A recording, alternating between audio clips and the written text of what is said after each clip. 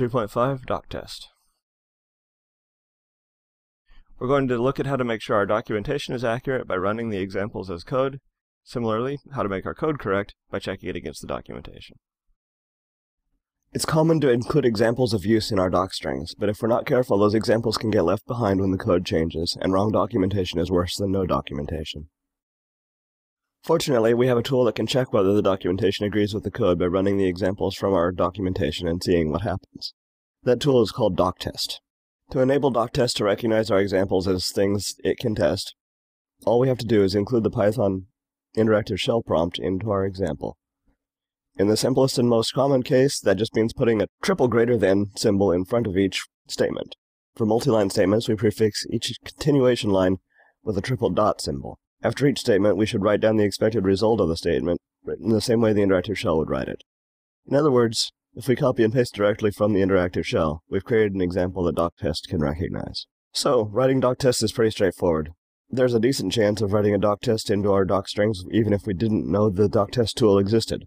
As an added bonus, Sphinx recognizes doctests and formats them appropriately too. So if we're going to include code examples in our docstrings, this is the way to write them.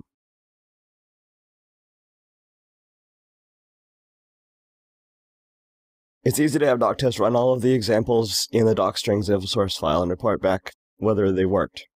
We just run the doctest utility from the command line and tell it which file we're interested in. The -v option makes it print out extra information, which isn't necessary but is often helpful. There are other ways of running doctests, including a Sphinx plugin that Sphinx Quick Start asks us whether we want.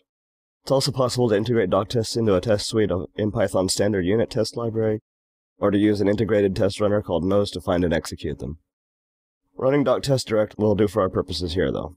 Now, what happens if a doctest fails, but after looking at it, we see that the documentation and example are actually correct?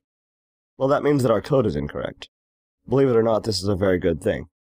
I don't mean that having an error is a good thing, but that error was there whether we found it or not. Finding it, and having a test on hand that will let us check whether we've succeeded in fixing it, that's good. So doctest ties our code and documentation together so that they stay synchronized and serve to double-check each other. That's a very useful docstring trick. So running the examples in our documentation through doctest highlights when the documentation disagrees with the code. If the documentation is correct, failing example means our code is flawed.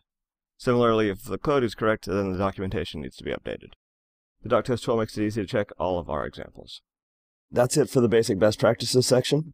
In the next section, we'll see about putting together a command line utility program.